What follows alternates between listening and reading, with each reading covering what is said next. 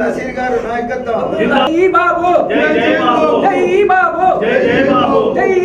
శుక్రియా CM సాబ్. ముస్లింల పక్షపాతి చంద్రబాబు నాయుడు.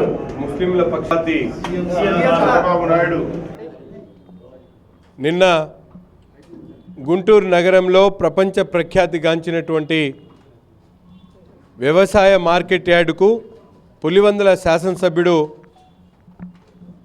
జగన్మోహన్ రెడ్డి గారు ఇంట్లో కూర్చొని బోర్ కొట్టకుండా కాలక్షేపం కోసం వచ్చినటువంటి పరిస్థితులు కనిపిస్తూ ఉన్నాయి. గత 6 నెలల ముందు ఏదైతే బుడమేరుకు సంబంధించినటువంటి వరదలు వచ్చినప్పుడు ఆ ప్రాంతానికి వెళ్ళి 2 అడుగులేసి తిరిగి కారెక్కి వెళ్ళిపోయినటువంటి ఈ శాసనసభ్యుడు ఈరోజు రైతుల పక్షపాతిగా చిత్రీకరించుకోవడానికి గుంటూరుని వేదిక చేసుకున్నటువంటి పరిస్థితులు. మేము అడుగుతూ ఉన్నాం, నిజంగా మాజీ ముఖ్యమంత్రిగా పనిచేసినటువంటి నీవు ఎలక్షన్ కోడ్ ఉండగా ఒక జనసందోహాన్ని తరలించి స్టూడెంట్స్ను చదువుకునేటువంటి స్టూడెంట్స్ని పిలిపించుకొని ర్యాలీలు చేసుకుంటూ ముందుకు సాగినటువంటి నీ యాత్ర కనీస అవగాహన లేక 2018-19లో 13,000 రూపాయలు మిర్చి ధర ఉంటే 7,000 రూపాయలు ఎంఎస్పి ధరను నిర్ణయించినటువంటి గుడ్డి ప్రభుత్వం వైఎస్ఆర్సీపీ ప్రభుత్వం. కానీ ఈరోజు రైతులు పడుతున్నటువంటి కష్టాలు, ముఖ్యంగా గత 2 సంవత్సరాల క్రితం ఏదో వైరస్ వచ్చిందని చెప్పి దాదాపు మిర్చి రేటు ఎక్కువ రేట్ అయిపోయి 23,000 రూపాయలకి ఎగబాకినటువంటి పరిస్థితులు. కానీ ఈరోజు తిరిగి తగ్గుముఖం పడుతుందని చెప్పి రైతులకు ఇబ్బంది కలగకూడదనే ఆలోచనతో కేంద్రంలో ఉన్నటువంటి మంత్రుల్ని, మా పార్లమెంట్ సభ్యులతో పాటు రాష్ట్రంలో ఉన్నటువంటి పార్లమెంట్ సభ్యులందరూ కూడా కేంద్ర వ్యవసాయ శాఖ మంత్రితో పాటు ప్రభుత్వం కూడా నిర్దిష్టమైనటువంటి ఆలోచనతో అనేక రకాలుగా రైతులను ఆదుకునేటువంటి ప్రయత్నం ఒక పక్కన చేస్తూనే ఈరోజు మార్కెట్ యార్డ్కి సంబంధించినటువంటి లావాదేవీల్లో ఎక్కడ రైతుకు నష్టం జరగకూడదనే ఆలోచనతో పూర్తిగా పకడ్బందీగా ముందుకు సాగుతున్నటువంటి ప్రభుత్వం ఈ కూటమి ప్రభుత్వం. కానీ జగన్మోహన్ రెడ్డి గారు తన నైజాన్ని మార్చుకోకుండా ప్రజలు చీకొట్టినా కూడా సిగ్గురానటువంటి పరిస్థితులు ఈరోజు చూస్తూ ఉన్నాం. ఏదో ర్యాలీగా వచ్చి ఒక్క రైతు కూడా ఈరోజు ఆయనతో జరిగినటువంటి ర్యాలీలో ఒక్క రైతు కూడా లేడు. రైతులు ఎవరు కూడా పట్టించుకునేటువంటి పరిస్థితి లేదు. గతంలో ప్రభుత్వం అధికారులు ఉన్నప్పుడు రైతుల గురించి ఒక్క పల్లెత్తు మాట అనేటువంటి పరిస్థితి లేదు.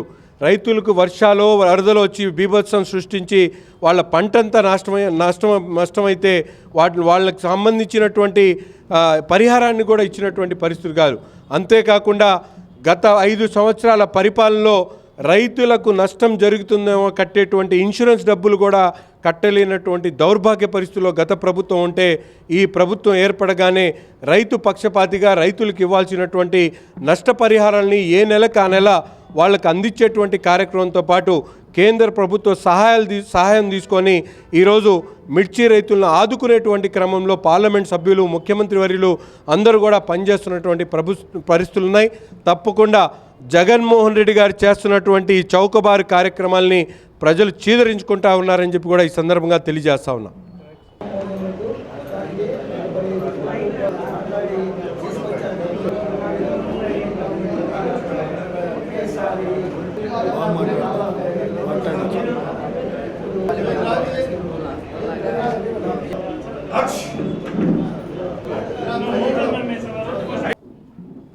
రాష్ట్రంలో ఏర్పడినటువంటి కూటమి ప్రభుత్వం చెప్పినటువంటి మాట ప్రకారం మరొక వాగ్దానాన్ని పూర్తి చేసుకున్నటువంటి శుభ సందర్భంగా, ముఖ్యంగా రాష్ట్రంలో ఉన్నటువంటి ముస్లిం మైనారిటీలు ఎంతో ఆరాధ్యులుగా భావించేటువంటి మౌజన్ ఇమాంలకు సంబంధించినటువంటి పారితోషికాన్ని 45 కోట్ల రూపాయలు విడుదల చేయడం చాలా సంతోషం.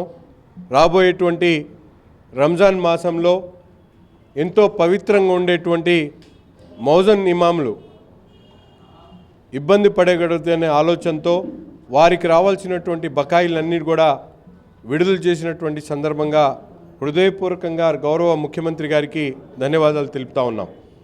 గత ప్రభుత్వంలో ముస్లిం మైనారిటీలకు సంబంధించినటువంటి అనేక సంక్షేమ కార్యక్రమాలని పక్కన పెట్టి వారికి రావాల్సినటువంటి బకాయిలను చెల్లించకుండా ముస్లింలను ఒక ఓటు బ్యాంకుగా తీసుకున్నటువంటి ప్రభుత్వం గత ప్రభుత్వం అయితే ఈరోజు ఎంతటి కష్టమైనా కూడా చెప్పినటువంటి మాట ప్రకారం రాష్ట్రంలో ఉన్నటువంటి 5,000 మంది మౌజన్ ఇమాంలకు సంబంధించినటువంటి బకాయిలను పూర్తిగా ఇవ్వడం అనేది చాలా సంతోషం. తప్పకుండా ఈ ప్రభుత్వం ముస్లిం మైనారిటీలకు సంబంధించినటువంటి అనేక సంక్షేమ కార్యక్రమాలతో పాటు రాబోయేటువంటి రంజాన్ నెలలో గత ప్రభుత్వం నిర్లక్ష్యం చేసినటువంటి రంజాన్ తోఫాను కూడా విడుదల చేస్తారని చెప్పి మనస్ఫూర్తిగా భావిస్తూ మరొకసారి చంద్రబాబు నాయుడు గారికి హృదయపూర్వకమైనటువంటి ధన్యవాదాలు తెలుపుతా ఉన్నా.